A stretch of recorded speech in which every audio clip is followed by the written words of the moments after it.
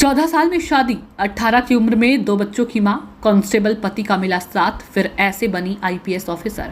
इंसान अगर कुछ करने की चाह ले और उसी जुनून के साथ काम करे तो सफलता अवश्य मिलती है, फिर चाहे परिस्थिति कैसी भी क्यों ना हो। लेकिन उनका आत्मविश्वास और दृढ़ संकल्प अडिग रहता है। ऐसी ही कहानी आईपीएस एन अंबिका की है। एन अंबिका की शादी 14 साल की उम्र में हो जाती है और उनके 2 बच्चे होने के बाद वह यूपीएससी सीएसई परीक्षा की तैयारी करती हैं। इस दौरान उनके पति का साथ मिलता है और यूपीएससी की परीक्षा को पास करने में कामयाब हो जाती हैं। वह लोगों के लिए सफलता की मिसाल है। 14 साल की उम्र में हो गई थी शादी। आईपीएस एन अंबिका तमिलनाडु की रहने वाली हैं।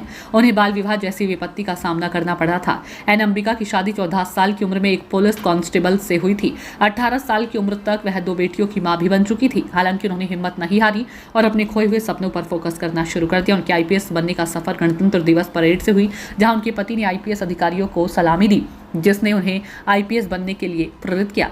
आईपीएस बनने में मिला पति का साथ। अंबिका का आईपीएस ऑफिसर बनने का सफर कक्षा 10वीं पूरी करने से पहले ही शुरू हो गया था। उन्होंने हिम्मत नहीं हारी और एक निजी संस्थान से कक्षा 10वीं और 12वीं की पढ़ाई पूरी की और उसके बाद ग्रेजुएशन की पढ़ाई पूरी की। बाद में वह यूपीएससी की तैयारी के लिए चेन्नई चली गई। इस बीच उनके पति ने अपने प्रोफेशनल ड्यूटी को पूरा करते हुए अपने बच्चों के पालन पोषण की जिम्मेदारी पूरी की। हालांकि अंबिका की इस यात्रा में कई चुनौतियां भी आई।